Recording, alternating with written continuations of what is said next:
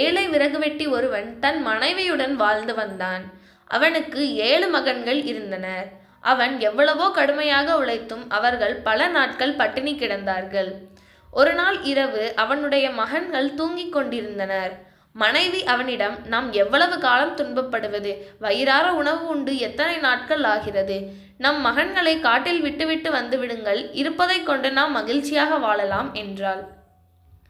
நீ சொன்னபடியே செய்கிறேன். நாளை அவர்களுக்கு உணவு சமைத்து வை என்றான் அவன். கடைசி மகனான குள்ளன் அவர்கள் பேசுவதை கேட்டு கொண்டிருந்தான். விடிய காலையில் எல்லோருக்கும் முன் எழுந்தான் அவன்.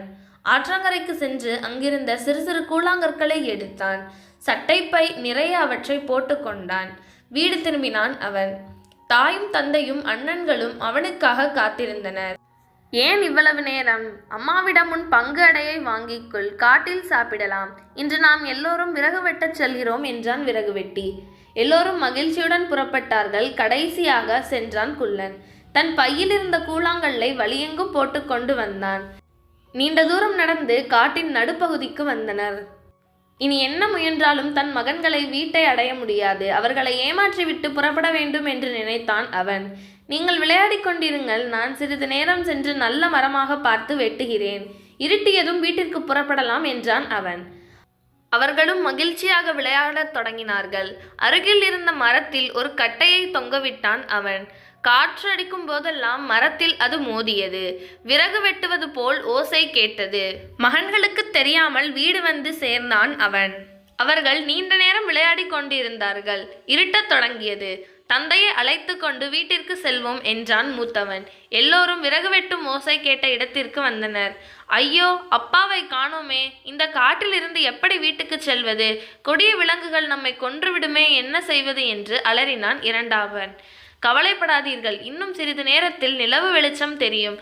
அதன் பிறகு நாம் வழிகாட்டுகிறேன். நாம் அனைவரும் வீட்டை அடையலாம் என்று ஆறுதல் சொன்னான் குள்ளன். நிலவு வெளிச்சம் பட்ட பகல் போல காய்ந்தது. வழியெங்கும் போட்டு வந்த கூழாங்கல்லை அடையாளமாக கொண்டு நடந்தான் குள்ளர். எல்லோரும் பின்தொடங்கினர். வீட்டில் தன் மனைவியிடம், நம் குழந்தைகள் காட்டில் எப்படி தவிப்பார்கள் என்றான் அவன். எனக்கு மட்டும் வருத்தம் இல்லையா? நம் கண்ணெதிரில் அவர்கள் துன்பப்பட வேண்டுமா? அதனால் தான் அவர்களை காட்டில் விட்டுவிட்டு வரச் சொன்னேன். அவர்கள் எங்கேயாவது நலமாக இருக்கட்டும். நான் உணவு சமைக்கிறேன், இருவரும் சாப்பிடலாம் என்றாள் அவள். நள்ளிரவு நேரம். இருவரும் சாப்பிட அமர்ந்தனர். கதவு தட்டும் ஓசை கேட்டது. இந்த நேரத்தில் யார்? கதவை திற என்றாள் அவன். கதவை திறந்தாள் அவள். தன் மகன்களை கண்டதும் அவளுக்கு மகிழ்ச்சி தாங்கவில்லை. சமைத்த உணவை அவர்களுக்கே பரிமாறினாள். சாப்பாடு முடிந்தது. நடந்து வந்த களைப்பால் அவர்கள் தூங்கத் தொடங்கினார்கள். விறகு வெட்டிக்கும் அவன் மனைவிக்கும் சாப்பிட உணவில்லை. நம் மகன்கள் வந்து விட்டார்களே, இப்போது என்ன செய்வது என்று கேட்டான் அவன். நிலவு வெளிச்சத்தில் வழி கண்டுபிடித்து வந்து விடுவார்கள். அமாவாசை என்று மீண்டும் அவர்களை அழைத்துச் செல்லுங்கள். இன்னும் அதிக தூரம் சென்று விட்டுவிட்டு வாருங்கள். அவர்களால் திரும்ப முடியாது என்றாள் அவள். அமாவாசை வந்தது. விடிய காலையில் தன் மகன்களை எழுப்பினாள் அவள். காட்டிற்கு விறகு வெட்டச் செல்லும் அப்பாவுடன் நீங்களும் செல்லுங்கள். மதிய உணவிற்காக ஆளுக்கு 2 அடை சுட்டு வைத்து இருக்கிறேன் என்றாள் அவள். குள்ளனுக்கு என்ன நடக்கப் போகிறது என்பது புரிந்தது. கூழாங்கல்லை பொறுக்கி வர நேரமில்லை. என்ன செய்வது என்று குழம்பினான் அவன். நேரமாகிவிட்டது, புறப்படுங்கள் என்று அவசரப்படுத்தினான் விறகு வெட்டி. அவர்களுடன் கடைசியாக சென்றான் குள்ளன். தன் கையில் இருந்த அடையாளம் சிறு சிறு துண்டுகளாக ஆக்கினான். வழியெங்கும் அதை போட்டு கொண்டு வந்தான். அவன் போட்டு வந்த அடைகளை குருவிகளும் எறும்புகளும் சாப்பிட்டு விட்டன. விறகு வெட்டி அவர்களை வழக்கம் போல விளையாடச் சொன்னான். கட்டையை தொங்கவிட்டு வீடு வந்து சேர்ந்தான். நான் வழிகாட்டுகிறேன், கவலைப்படாதீர்கள் என்றான் குள்ளன். வழி தெரியாமல் அவன் அங்கும் இங்கும் அலைந்தான். பக்கத்தில் இருந்த பெரிய மரத்தின் மேல் ஏறினான். தொலைவில் விளக்கு எறிவது போல் பார்த்தான். கீழே இறங்கி அவன், அண்ணன்களே, சிறிது தொலைவில் வெளிச்சம் தெரிகிறது. கண்டிப்பாக அங்கே வீடு இருக்க வேண்டும். நாம் அங்கே சென்று இன்றிரவு தங்குவோம் என்றான். எல்லோரும் வெளிச்சம் வந்த இடத்தை நோக்கி நடந்தார்கள். அவர்கள் கண்ணுக்கு பெரிய வீடு தெரிந்தது. அது ஒரு அரக்கனின் வீடு. அரக்கனும் அவனுடைய 7 மகன்களும் வெளியே சென்றிருந்தார்கள். அரக்கனின் தாய் மட்டும் அப்பொழுது வீட்டில் இருந்தாள். குள்ளன் கதவை தட்டினான். அரக்கி கதவை திறந்தாள். 7 சிறுவர்களை பார்த்ததும் அவள் நாக்கில் எச்சில் ஊறியது. பாட்டி, இந்த காட்டில் நாங்கள் வழி தவறி விட்டோம். இன்றிரவு மட்டும் இங்கே தங்கி செல்கிறோம் என்றான் குள்ளன். இங்கே நீங்கள் மகிழ்ச்சியாக தங்கலாம். இன்னும் சிறிது நேரத்தில் என் மகன் 7 பேரனும் வந்து விடுவார்கள். உங்களை பார்த்தால் அவர்கள் மகிழ்ச்சி அடைவார்கள். நீங்கள் களைப்பாக இருக்கிறீர்கள். அந்த அறை என் பேரன்கள் தூங்கும் அறை. அங்கே சென்று நிம்மதியாக தூங்குங்கள் என்று இனிமையாக பேசினாள் கிழவி.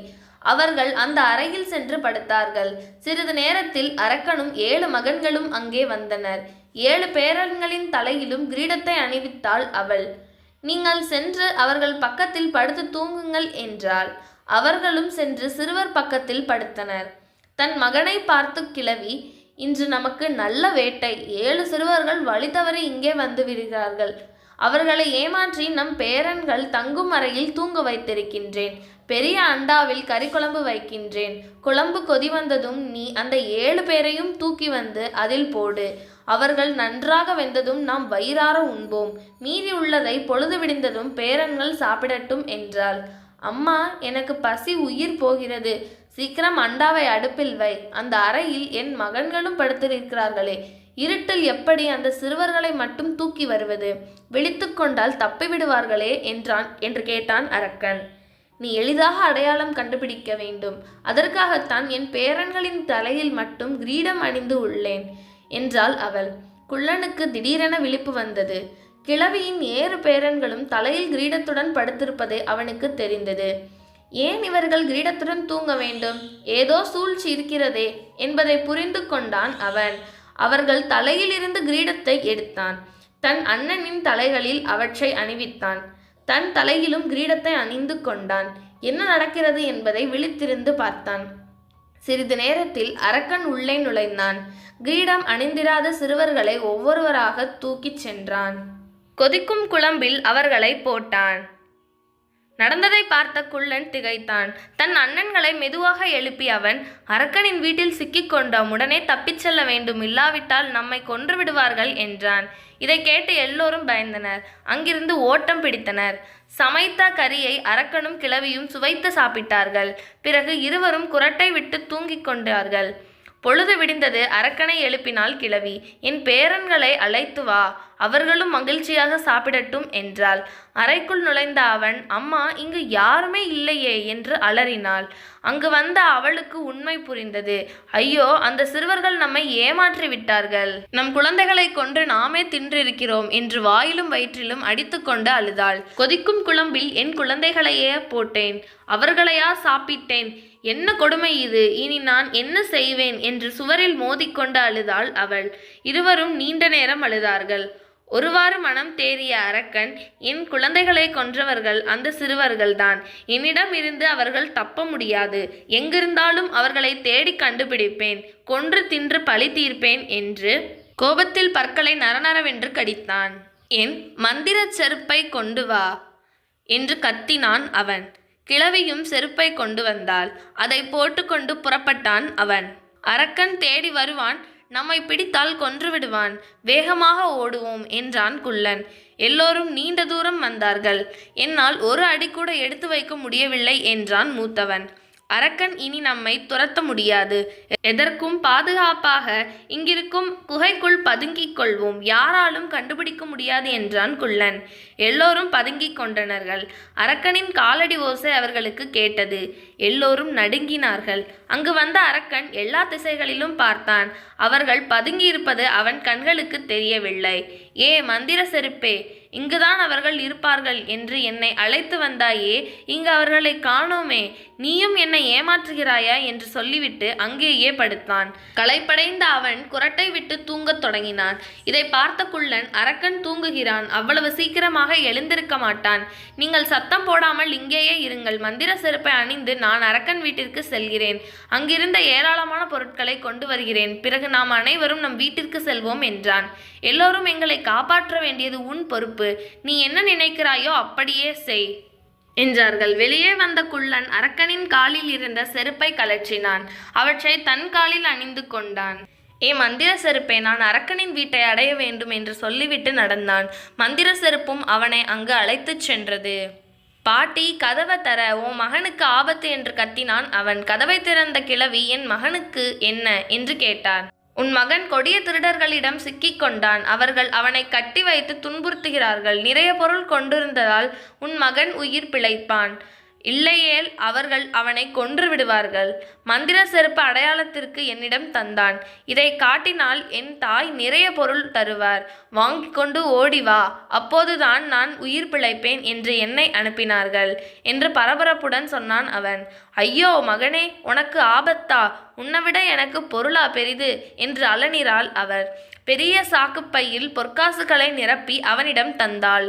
அந்த பையை வாங்கிய அவன், இனி கவலைப்பட வேண்டாம், உங்கள் மகன் கண்டிப்பாக வந்து சேருவார் என்று சொல்லிவிட்டு புறப்பட்டான். மந்திர செருப்பின் உதவியால் அண்ணன்கள் இருந்த இடத்தை அடைந்தான் அவன். அரக்கன் குரட்டை விட்டு தூங்கிக் கொண்டு இருந்தான்.